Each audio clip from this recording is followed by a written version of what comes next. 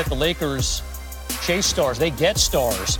With the deal to land Anthony Davis, they would have just 4 other guys under contract for next season. LeBron, Kyle Kuzma, a huge asset they were able to keep, and then Mo Wagner and Isaac Bonga. Not exactly household names, so there are spots to fill out. And we'll talk about that with front office insider Bobby Marks, who joins us now. All right, so Bobby, the simplest way possible, why does the timing of when this deal becomes official matter? Well, I think when you look at where the Lakers are, it is all about timing. And they right now have $32.5 million in cap space. Because the first-round draft pick number 4, cannot be used in a trade until he signs his contract. You have to wait 30 days. Cap space is needed to use first to sign a player like possibly Kemba Walker or even Kyrie Irving. Once cap space is used, then the Lakers can trade on July 30th Lonzo Ball, Brandon Ingram, Josh Hart, the 4th pick in the draft. If somehow New Orleans says, no, we want to do that trade on July 6th, then that cap space, which is at $32.5 million, and we can walk you through right now. This is where they are right now, $32 million in room. When you look at a player like, let's say, Kemba Walker, that goes in right there. Oops. We can slide Walker in, and now there is no room. What they'll do now is we look at Ball, Ingram, the 4th pick in the draft. That equals to 125% of a player like Anthony Davis's number. And when you look at it, we have to move Davis in the traded section, and then we put back here. Doing a lot of movement here. Yeah, really. And then when you look at Davis, this would happen on July 30th. Now, Davis is not being acquired with cap space, and then we just slide him in there. And that's what your roster could do. You could also take the Walker number and possibly divide it among 3 players. Maybe a Danny Green, a Jeremy Lamb, put some shooters around. But it's all about timing as far as how they do this trade. 7 different guys that they have to still fill out to make out the roster here with just, what do we say, about $30 million in cap space. It will be fascinating to see how they go after a guy like Kemba Walker, possibly make a super team with those 3 players in Los Angeles. Bobby Marks hanging with us here tonight. Ramona Shelburne joins us now here on SportsCenter. This is obviously huge news all across the NBA. But, Ramona, let's go back in time a little bit here, because these 2 teams tried to get this deal done a couple months ago before the trade deadline. It didn't happen. What was the turning point for it would enable it to happen tonight? Well, there were 2 of them, right? The first one is that the Lakers and the Pelicans both got exceptionally lucky in the lottery. And so there were 2 big assets that neither team had back in February. The Pelicans had the number 1 draft pick, and the Lakers had the number 4 draft pick. And those 2 assets end up being pretty pivotal in why this deal is able to get done today. The other thing that happened is that David Griffin took over as the executive vice president of the New Orleans Pelicans. And as one source close to the situation put it, he was the biggest difference because he negotiated in good faith. He didn't have all the emotional baggage from back in February when everybody got hurt. I mean, if you just look at the cost of what happened because those negotiations in February went so haywire. Rob Pelinka took hits. Jeannie Buss took hits. Dell Demps got fired. Magic Johnson quit and threw everyone else under the bus as he went home. Luke Walton is in Sacramento now. There was a lot of people who got hurt back in February.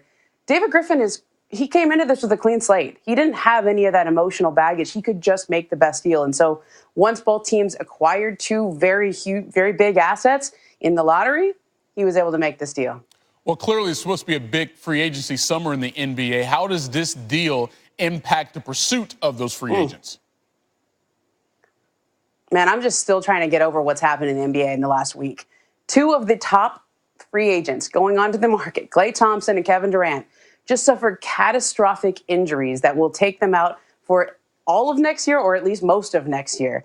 And the third, Kawhi Leonard, just won a championship in Toronto. And so anybody thinking that they had great plans for July just had to readjust them after what happened in the NBA Finals. Anthony Davis, in a way, was maybe the best player that any team could go out and get. The Lakers had to give up an incredible price to get Anthony Davis. One source described it to me as this could be a Herschel Walker type deal for the New Orleans Pelicans. I mean, they have Lonzo Ball, who's going to be throwing lobs to Zion Williamson. Him and Drew Holiday will be already one of the best defensive backcourts in the NBA. Then they also get Brandon Ingram and Josh Hart.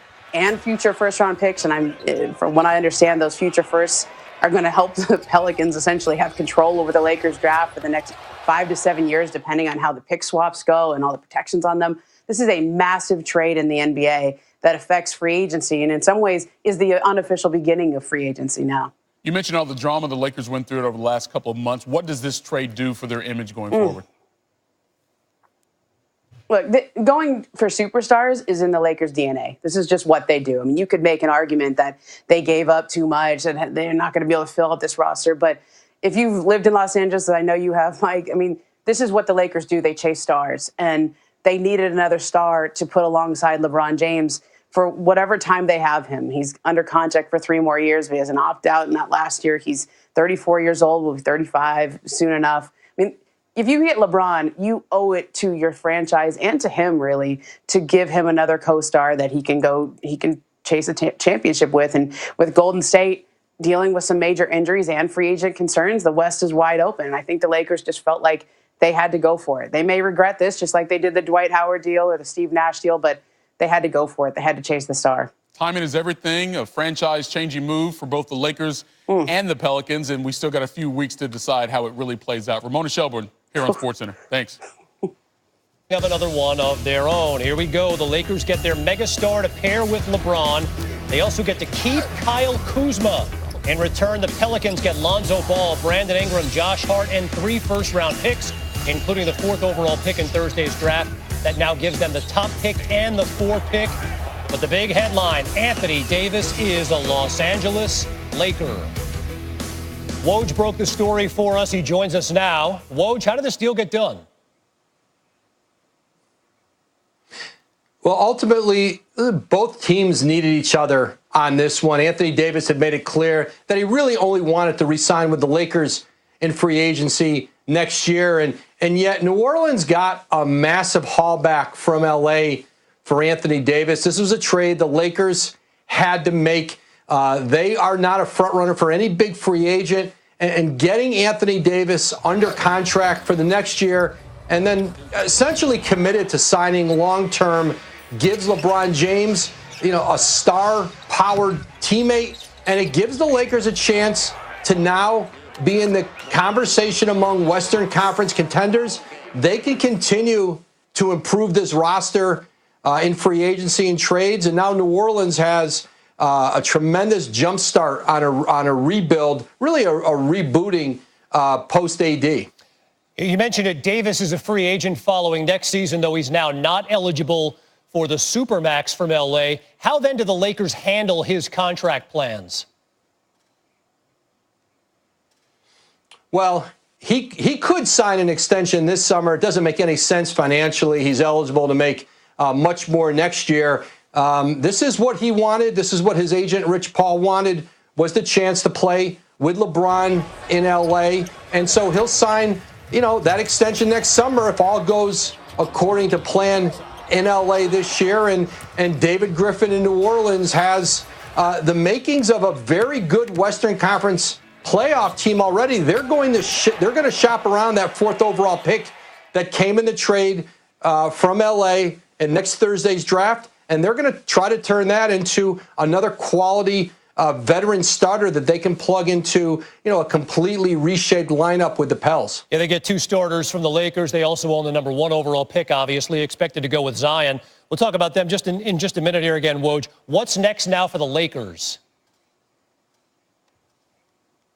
Well, they'll get out into free agency this, later this month, June 30th, and see if they can get involved with one of the big players on the market.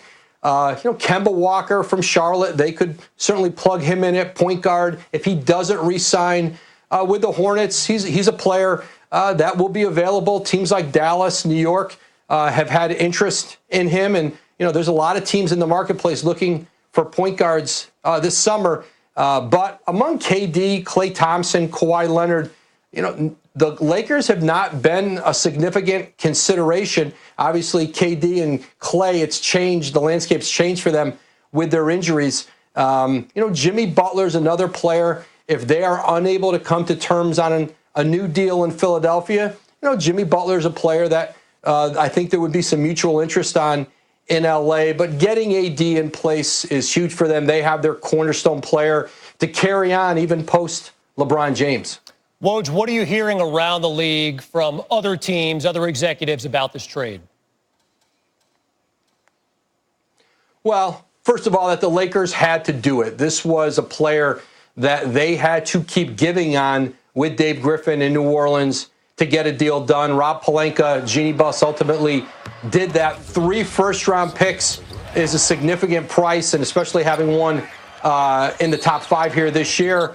And for New Orleans, I think the feeling was for a team that may not have had all the leverage in the world in trading AD, that David Griffin really got back a tremendous haul. If you look back the last decade, even beyond that, of what teams have been able to get for a single player in a trade, this ranks up among them. Brandon Ingram still has a chance to be a very good player in the NBA, and New Orleans really excited about Lonzo Ball, him being in better condition, being a player who they hope will be healthier and they can plug right in. You know, the idea of some lob passes between Lonzo and Zion Williamson, that's pretty exciting. Yeah, massive haul that the Pelicans get back. Woj broke the story. Anthony Davis is a Laker. Adrian Wojnarowski, many thanks.